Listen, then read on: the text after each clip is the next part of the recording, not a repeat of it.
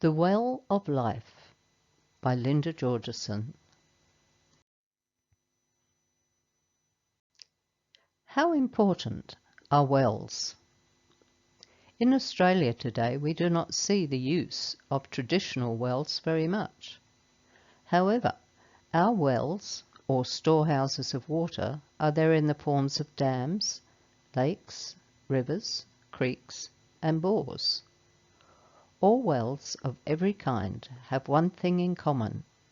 For them to be sustainable is dependent on the underground water table.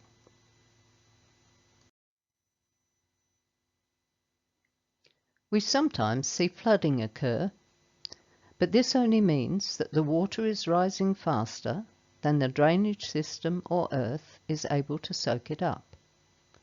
When it does drain, where does it go? Ultimately into the underground water table or out to sea in coastal areas.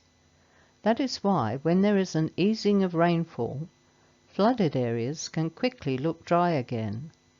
A raging torrent of a river or creek one week may well be reduced to a trickle or a dry creek bed within a short time. Those that flow at a consistently good level show that the underground water level is also good. When wells of any kind are full, that is always a source of great joy and is wonderful to see. Wells are mentioned in the Bible over 40 times. They were fought over, guarded from enemy use, and shared by communities, and are a sign of abundance and joy. A broken cistern or well, or one that is dry, is a sign of sorrow and lack. In the Bible, our words are also spoken of as being a well.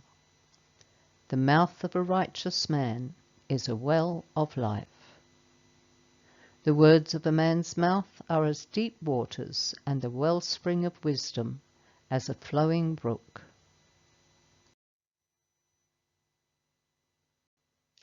The original Hebrew words for well always contain joy as an element of their full meaning. The analogy here encourages us to be righteous and wise, so that our words can become a well of life and bring joy to others. There is a story about a woman who met Jesus at a well, found in John chapter 4. They have a conversation about the well, and then in verse 14, Jesus says this to her: "Whoever drinks of the water that I shall give him, it shall be in him a fountain of water springing up into everlasting life."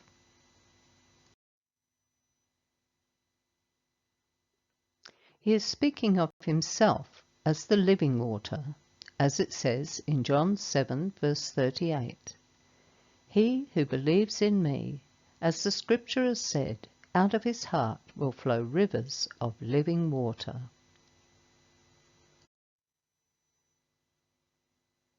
The Old Testament scripture that he is referring to is Isaiah 12 verse 3. "Therefore you will joyously draw water from the springs of salvation."